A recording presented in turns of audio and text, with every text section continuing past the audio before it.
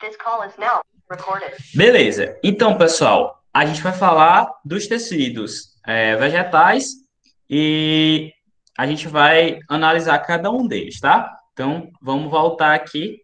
Vamos ver se dessa vez a internet não cai. Tá, deixa eu abrir aqui. E Shift F5. Beleza, eu acho que agora foi. Deixa eu só abrir bem aqui no computador para ficar olhando o chat. Qualquer coisa eu dou uma conferida. Todo mundo está conseguindo enxergar aí direitinho?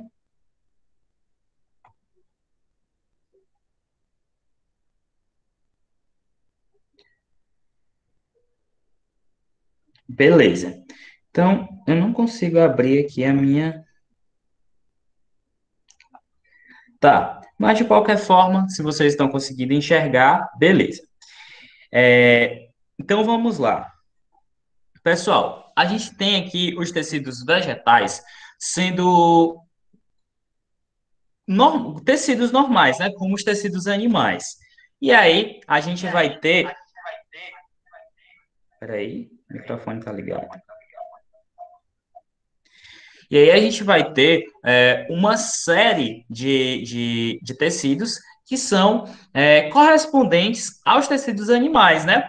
Por exemplo, a gente tem tecidos epiteliais, que são correspondentes tanto nos vegetais quanto nos animais. A gente tem alguns tecidos conjuntivos, que aqui a gente não vai chamar de tecido conjuntivo, mas eles têm funções semelhantes, né? Como, por exemplo, a função de sustentação, função de condução de seiva aqui, né? Lá o tecido conjuntivo, ele é conduzido quando é o tecido hematopoético, né? Tecido sanguíneo. Enfim, tem semelhanças, né? Entre os tecidos vegetais e os tecidos animais. Então, a gente tem aqui os meristemas, tá? Os meristemas, os tecidos meristemáticos, eles são mais ou menos como tecidos de células-tronco, né? O que são as células-tronco? São aquelas células que têm a capacidade de se transformar em qualquer tipo de célula do nosso corpo. São células que são totipotentes, né? Células que têm essa capacidade de se diferenciar em qualquer célula. No caso, as células dos tecidos meristemáticos, elas são indiferenciadas. O que é que isso quer dizer? O que são células indiferenciadas? São células que não possuem diferenciação, elas não têm nenhuma especialidade. Então, se elas não têm nenhuma especialidade, elas têm essa capacidade de se transformar, né, de se diferenciar depois, então elas vão ser responsáveis por fazer a planta crescer, né? Fazer a planta se desenvolver. Por quê? Ela vai sofrer as mitoses e ela vai ter a capacidade de se transformar no tecido que a célula está precisando, tá? Tem alguém tentando entrar aqui na reunião. Deixa eu abrir. Beleza. Então, pessoal, esses daí são os tecidos meristemáticos. Então, eles têm a função de fazer o crescimento da planta. E ele vai ocorrer em várias partes das plantas, certo? Por quê? Porque em diversas partes vai ter a necessidade dessa diferenciação celular, certo? Então, a gente vai ver que existem partes de tecidos meristemáticos que servem, por exemplo, para crescer os galhos dos vegetais, né? Quando o vegetal tem uma determinada idade, né? Ele vai poder crescer galhos nas laterais, ele vai poder crescer os ramos laterais. Isso aí depende de tecidos meristemáticos, né? Porque eles vão precisar se diferenciar em tecidos diferentes. Beleza. E a gente tem os tecidos que são adultos. Lembrando que tecidos adultos já são tecidos diferenciados, então eles são tecidos que são derivados dos meristemas, não são mais tecidos embrionários, né? Os meristemas, eles são mais ou menos como tecidos embrionários. Só que ele ocorre, por exemplo, numa planta adulta, né? A planta adulta pode ter um meristema, é por isso que a gente não chama ele de tecido embrionário, mas ele tem uma semelhança com tecidos embrionários. As plantas, né, têm esses tecidos adultos porque eles vão ser responsáveis pelas funções vitais da planta, né? Cada tipo de tecido diferenciado vai ser responsável por um determinado tipo de ação. Por exemplo, condução de seivas, né? As seivas, elas vão conduzir os nutrientes e os gases vão conduzir a essência da planta, o que ela vai precisar para se alimentar, né? E também para realizar a fotossíntese. Então, essa condução aí, ela é feita através de tecidos adultos. Tecido de sustentação. Imagina aí uma planta, ela consegue ficar de pé, né? Tem plantas enormes que conseguem ficar de pé. Então, ela também vai precisar de tecidos de sustentação. Embora você possa pensar que não, mas a gente já viu isso, então você não deve mais pensar assim. As plantas também podem ficar doentes, né? Então, elas têm que prevenir que alguns fungos e bactérias entrem dentro dos seus tecidos e matem aqueles tecidos, né? Então, ela vai precisar de barreiras, já que a planta não vai ter anticorpos, né? Para defender os tecidos dela, ela vai criar barreiras. E uma dessas barreiras é um tecido epitelial que serve como preenchimento, certo? Ou revestimento. E as plantas, como elas não saem andando por aí para caçar alimento, né? Elas têm que produzir seu próprio alimento, elas vão precisar de tecidos que servem como armazenamento de substâncias para que elas possam ter substância suficiente para elas poderem se alimentar. No caso, também vai precisar de tecidos de preenchimento, né? Vai ficar um espaço oco lá dentro da planta, ela não vai ter tanta resistência quando der um vento ou quando ela levar algum choque mecânico, pode ser que ela arraste, que ela quebre, né? Esse não é o intuito da planta. Então, tem tecidos de preenchimento para dar mais sustentação para aquela planta, beleza? E aí a gente tem aqui os tecidos meristemáticos, algumas informações a mais, né? Então, os tecidos meristemáticos, sempre que você lembrar de meristema, lembre de grande atividade mitótica. O que é atividade mitótica? É a capacidade de realizar mitoses, certo? Mitose é um tipo de divisão celular.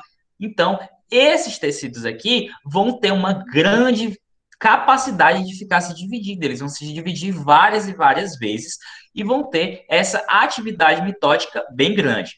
Já os tecidos, não, voltando, os meristemas, eles podem ser divididos, né, em meristemas primários e meristemas secundários. Os meristemas primários também são chamados de meristemas apicais.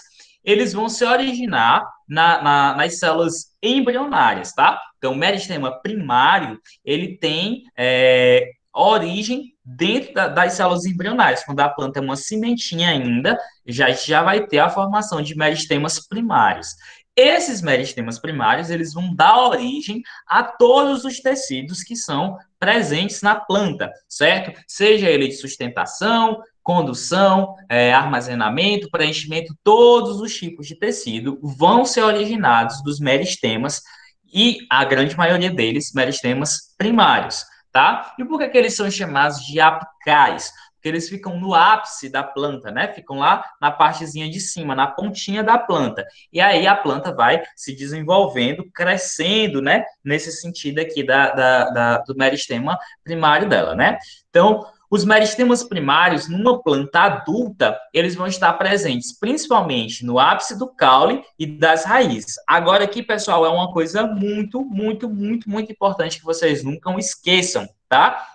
Esses meristemas aí, que vão realizar esse crescimento, eles têm que estar nessas posições. Por quê? Porque a planta vai crescer em dois sentidos, né? Ela vai crescer no caule, ela cresce para cima, e na raiz ela cresce para baixo, né? Porque a raiz está subterrânea e o caule está sobre a terra. Então ele vai, ó, subindo e aqui a raiz ela vai descendo, tá? Então os meristemas vão crescer tanto para cima como para baixo. E mais para frente a gente vai ver por que é que isso acontece, né? A gente vai ver que existe um hormôniozinho chamado auxina e esse hormônio é que regula essa quantidade aí de crescimento desses meristemas, tá bom? Então vamos passar para a próxima aqui.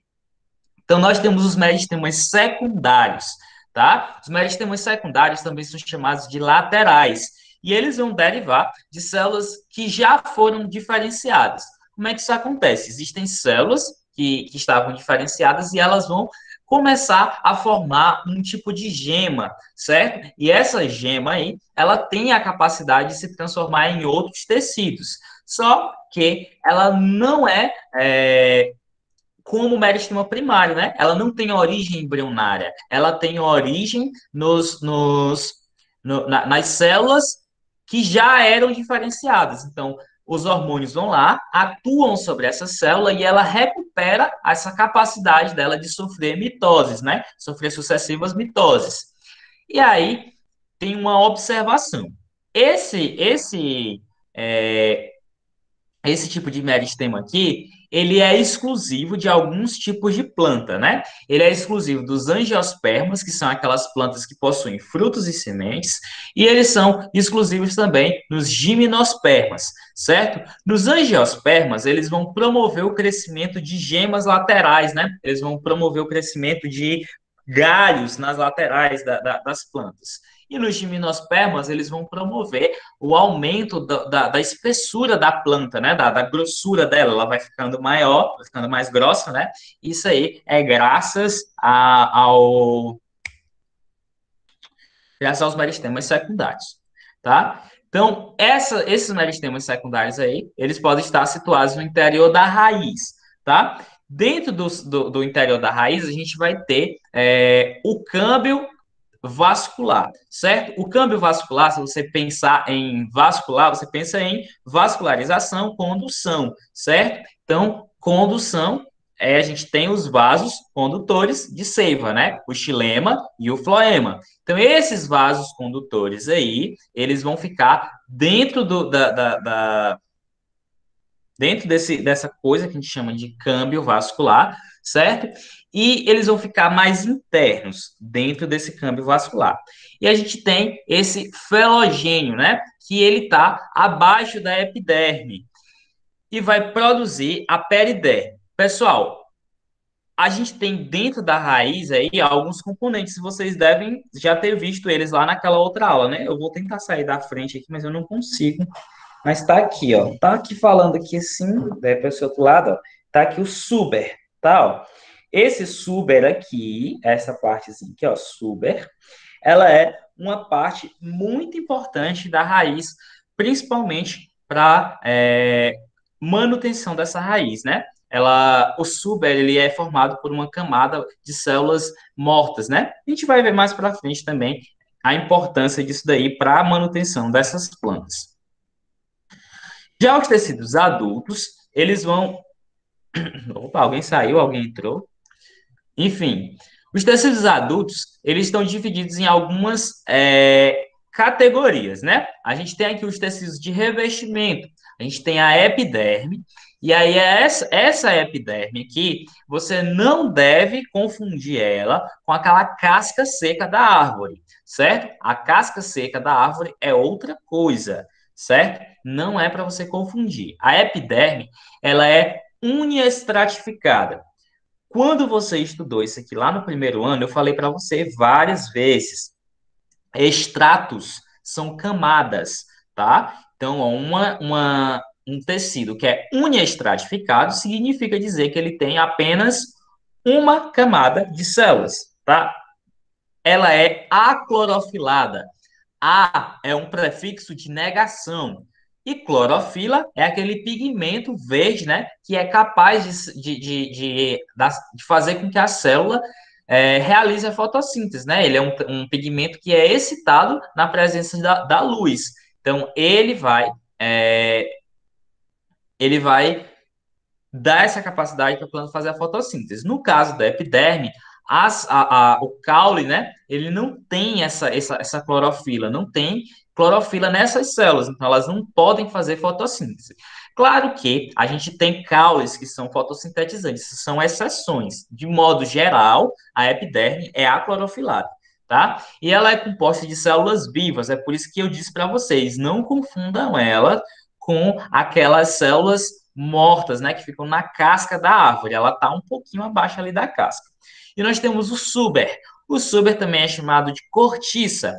E esse suber aí, ele está presente na raiz dos angiospermas, né, e dos gimnospermas e no caule, tá? O caule, ele tem essa sequência de células mortas aí, né? E ele é pluriestratificado, ou seja, ele tem mais de uma camada.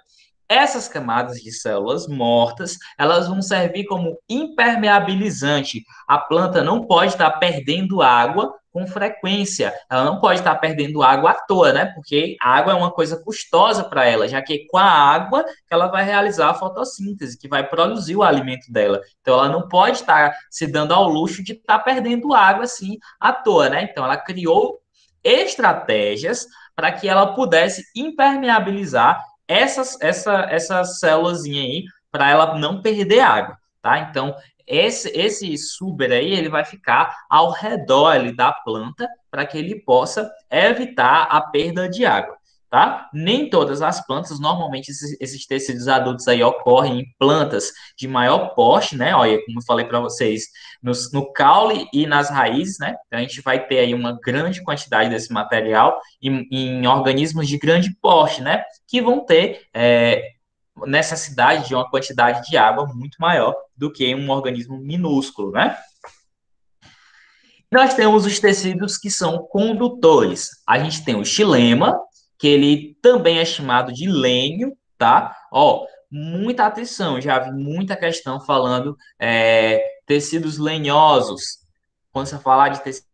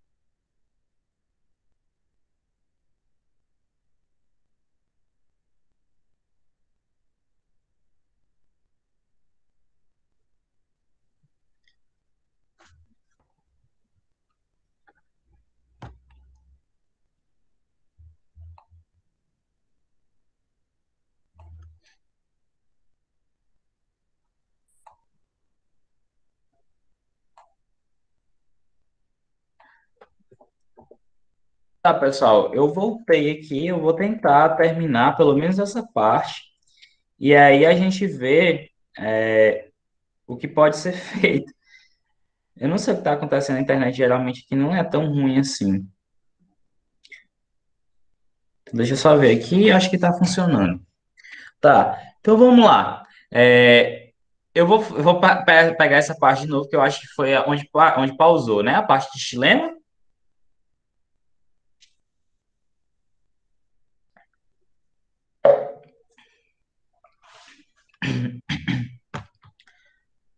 qual tudo, menino?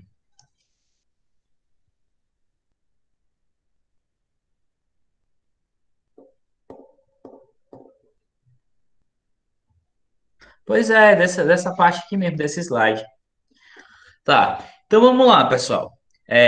A gente tem aqui tecidos condutores. O que são tecidos condutores? São tecidos condutores de seiva. A seiva, ela é um líquido, né, que vai carregar nutrientes. E aí existem dois tipos de seiva. A gente tem a seiva orgânica e a seiva inorgânica, também conhecidas como seiva bruta e seiva elaborada.